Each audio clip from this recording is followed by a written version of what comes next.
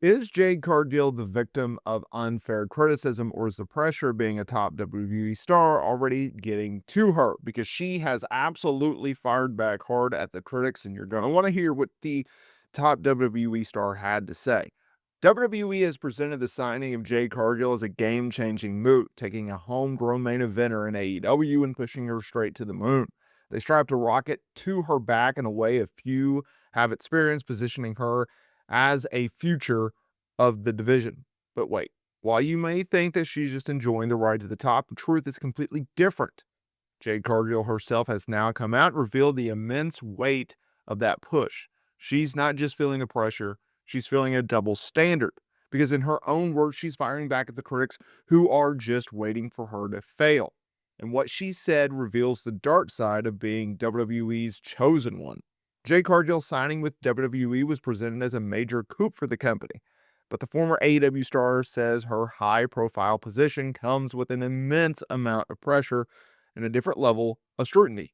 Speaking on the Raw recap show this week, Jade Cargill addressed the feeling that any mistake she makes is magnified compared to her peers. This is all due to the perception some have that she's been pushed too hard and too fast, given her experience level. This is what she had to say. I have so much pressure on my back. Someone else can go out there and make a mistake and they're like, oh, okay, that person's fine. But if I make a mistake, oh no, I told you, I told you, I told you, even though I've executed this move about 5 times. Jade Cargill's journey within WWE, well, it goes all the way back to 2019. Though she was offered a contract by the company at the time, she opted to train independently at schools of Heath Slater and AR Fox before joining the Nightmare Factory under QT Marshall and Dustin Rhodes. This led to her debut in AEW in 2021, where she was immediately positioned as a top star with a lengthy Goldberg-esque undefeated streak. Since joining WWE, she has remained a featured talent and currently in the hunt for the Queen of the Ring tournament. WWE was very smart with Jade. I've talked about this numerous times, but it's just simply facts. Jade Cargill is unique. She looks the part, she has the part, she is the part. WWE knew that when they signed her from WWE, or from AEW, excuse me.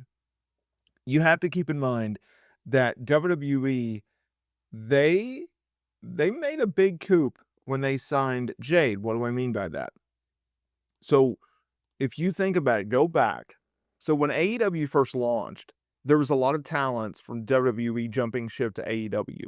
There was not a lot of AEW talents going to WWE. Cody Rhodes was one of those who opted to leave AEW for WWE. Jade Cargill was the second person to do that. And so if you're WWE, you got to look at it and go, okay, we have to be able to convince these talents that the days of being buried if you come from another promotion are over. So we have to give these talents strong pushes. And if you've looked at the numerous AEW talents that have come over, your Ray Phoenixes, your Pentas, your Lexis Kings, your Ethan Pages, your Ricky Starks, all of these talents, they've gotten big pushes, right? Or I may include it. And that's what they did with Jay, but Jay was the second person to do that, right? And so when they first signed her, it was, oh, this is a notable talent. We are going to position her in a very different light. We're going to go, hey, we're going to put you all of these media outlets, and we're going to hype the crap out of this person. And then we're going to wait several months before we actually put you in the ring. We're going to put you on television, and we're going to have all of the GMs from Raw, NXT, and SmackDown come around and go, hey, we want your services. Will you please, we're begging you, will you please sign with us? And that's what they did with Jade. And that's a very, very smart way to go about it, because it instantly puts her in a position where she is important, where she is instantly someone that all of these GMs want to sign, that they need to sign. And when you have someone like that, then the fans' minds, they go, oh, okay, this person's so important that, you know, they're getting bidding services from all of these brands. What is this all about if you did not watch AEW? And I know this may come as a surprise to many, but not everyone watches AEW. And here's a shocking, shocking thing. Not everyone watches WWE television. Some people, they just watch PLEs. Some people don't even watch PLEs or TV. They just follow it all online, right? They watch their clips, or they get news from influencers and content creators and wrestling websites and stuff like that. That's what they usually do. So when we look at the scope of things, I think you have to keep that in mind. I think you have to go, oh, okay, the day and age of this has changed, or oh, by the way, this has changed. Jade Cargill was a huge, huge part of that, and you have to give her credit for doing that, right? Like that's significant. That's something that you shouldn't sleep on. And I think if you're WWE, you have to look at it and go, oh, okay, well, things have changed, right? With Jade, they knew they had something special, and so they did not want to screw it up. And so when we talk about Jade joining WWE, they knew, okay, we have a very, very green talent here, and we have to protect her, and we have to make sure that, okay, we're going to get her over in the best way possible. Well, how is that going to be achieved? Well, they micromanaged her, well, not like a lot of other people have done, right? WWE, they usually sign a talent, they come up with an idea, a game plan, a storyline, whatever you may be, whatever their gimmick is going to be, and go out there and shine. With Jade, it's like, okay, from the moment that she makes her music hits, to the way that she makes her entrance, to the way she gets into the ring, to what she does in the ring, her move sets, her cadence, her look. I mean, everything down to a T until she walks back to the curtain. That is gonna be choreographed. That is going to be micromanaged. That is gonna be exactly what we want. There is not gonna be no ebbs or flows. There's not gonna be any errors. There's not gonna be any weak points. We're not gonna show she's weak in this department or she's lacks experience in this department. None of that is going to happen when we talk about Jade Cargill.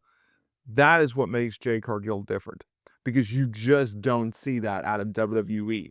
And I would go as far as to say that probably, I don't know, 6 months into her run, that's what happened. And then as the months went by, they go, okay, you know what? We're going to loosen the reins up a little bit. This woman needs to learn how to work on her own. Oh, by the way, we're pairing her with Bianca Belair, who is one of the most over baby faces that we have.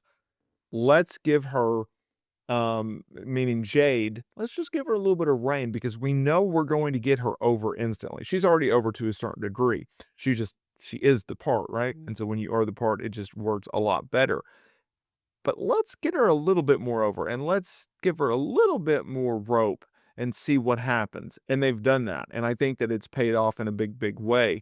And at the end of the day, Jade Cargill has done wonders for the company, through the women's division, especially that tag team division. I mean, Bianca Belair and Jade Cargill, and then obviously the latter part of 2024 with Naomi, they were the women's tag team division. They really were. So this is good for her to admit, hey, there's a lot of pressure that I have, and that's okay. Pressure's good. It gives you, it breathes life into you, and so I think this is all good stuff from Jade Cargill, and the fact that she's so open about it, that's pretty significant to me.